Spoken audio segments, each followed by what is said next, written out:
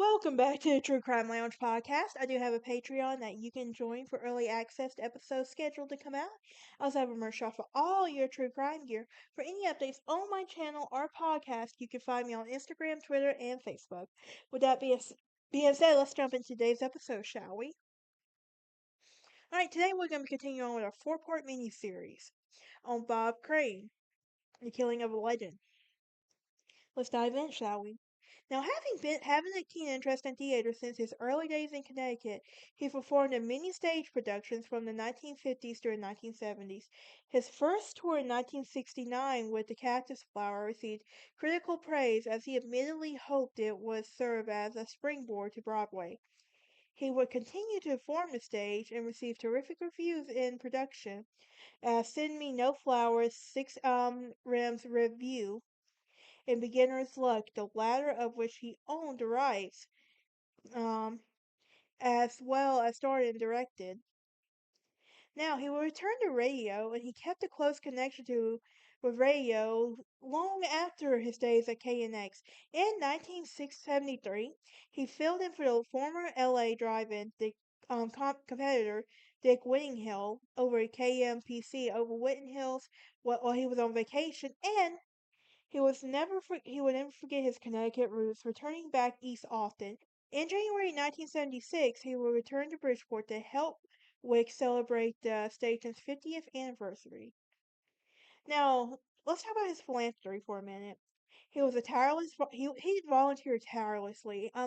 He did much for charity in the community while starring on Hogan's Hero, but his devotion to the work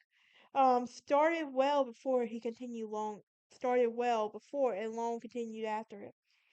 It is with his service to the U.S. National Guard from 1947 to 1949 in Stamford, Connecticut, and later with the WIC at Bridgeport, he served as the program advisor for the Bridgeport Junior Achievement and participated in community events such as judging the talent contest and serving as masters of ceremony for various organizations. Later at KNX in Los Angeles, um, Bob was constantly on the move, participating in auxiliary launches, Kiwanis Club meetings, telethons, and making appearances at the grocery store or department stores to promote local events, and acting as master of ceremonies for countless organizations. He also held the title of honorary mayor of Tarzana, California, and was a member of the Tarzana Chamber of Commerce and was the Tarzana Senior Ambassador for Goodwill. He moved from radio to television. He would continue his charity work, volunteering with the U.S. Army, U.S. Armed Forces Radio Network, Operations Entertainment, the Cystic Fibrosis Fund, and the Easter Seals Arthritis Foundation, and the Rheumatoid Foundation telethons, as well as hosting a cerebral palsy telethon on a regular basis. He also made regular appearances for a different fund, um, including Messa's Heroes in Mesa, Arizona, um, which recognize leading citizens of the television community promoting the American Lung Association sales and the sales programs. He returned to Connecticut several times to work for a local portion of the U.S. cerebral palsy. Um, in September 1976, he once came back to Connecticut, this time to Bristol, to help the cities with the annual Crystalline Christendium Festival, in which he was honored the Grand Marshal. That year, at the 30th reunion of his high school, in June 1976, he returned to Stanford and celebrated with his high school classmates and friends. Bob did many things for charity. I don't know that he gets the credit for that, but he has appeared frequently at various charities, and just by giving him that, he also that that's what you do specifically in broadcasting. You're not paid for it, and you just do it, and you raise money for it every worthwhile charity. So there are two sides to everything.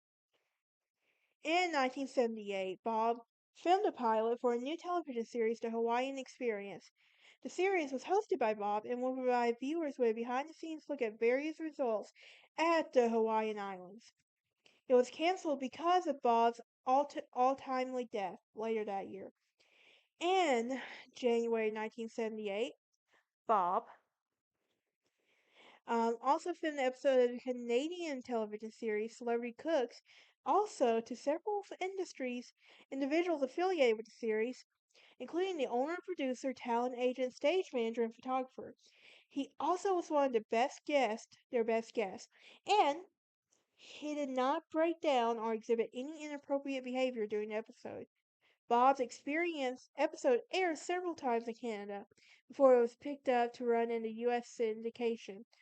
A CBS affiliate network executive decided to pull the episode from the U.S. lineup because it was scheduled to air a few days following his murder, and the executive felt it was too eerie.